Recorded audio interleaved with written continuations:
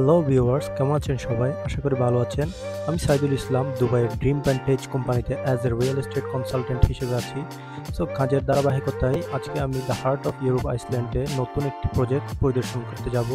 So আজকের অসাধারণ জার্নিটা আপনাদের সাথে শেয়ার করব এবং দ্য হার্ট অফ ইউরোপ আইসল্যান্ডটাও আপনাদের দেখানোর চেষ্টা করব। So let's go.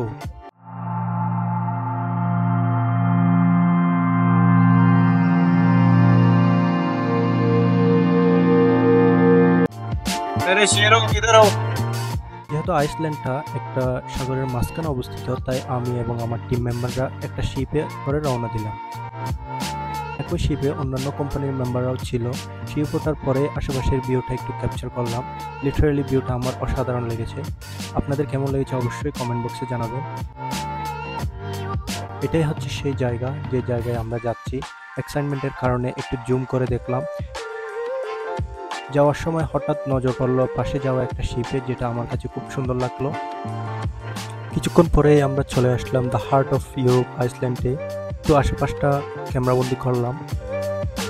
So finally sheep থেকে নেমে এন্ট্রেন্সের দিকে এগোতে থাকলাম। হাঁটতে হাঁটতে আশপাশের এরিয়াটাও ক্যামেরাবন্দি করে নিলাম।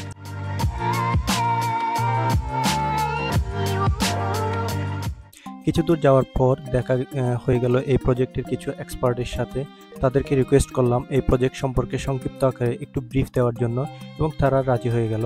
তারা খুব সুন্দর করে তাদের প্রজেক্ট সম্পর্কে আমাদেরকে জানালো।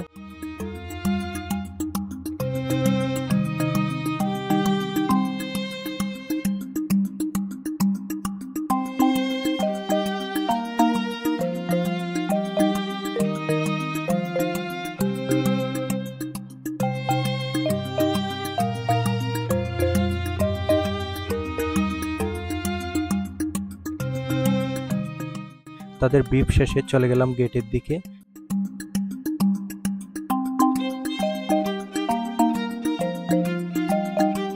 ভিতরে যাওয়ার পর তাদের অ্যারেঞ্জমেন্টগুলো দেখলাম।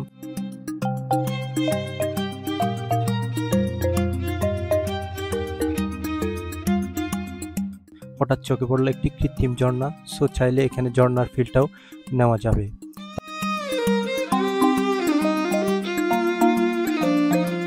তারপর হোটেলের ভিতরে ঢুকে গেলাম আমাদের মেইন প্রজেক্টের স্যাম্পলটা দেখার জন্য।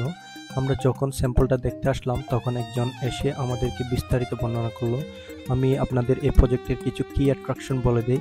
এই প্রজেক্টে থাকবে floating sea horse villas with underwater bedrooms, climate control street replicating Europe weather, rain and snow plaza with artificial snowfall, luxury resorts and private places on themed island. এগুলো হচ্ছে এই প্রজেক্টের মূল আকর্ষণ। সো সবশেষে এখন যাওয়ার পালা।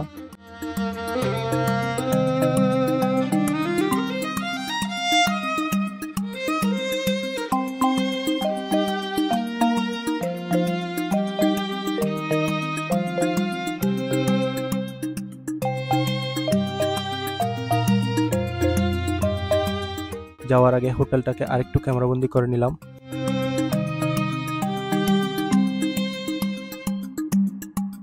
আজকের ভিডিও এই পর্যন্তই। সবাই ভালো থাকবেন, সুস্থ থাকবেন। ভিডিওটা ভালো লাগলে অবশ্যই লাইক করবেন এবং চ্যানেলটিকে সাবস্ক্রাইব করে দেবেন। আর যারা ফেসবুক থেকে দেখবেন অবশ্যই ফলো করে দিবেন। ধন্যবাদ সবাইকে।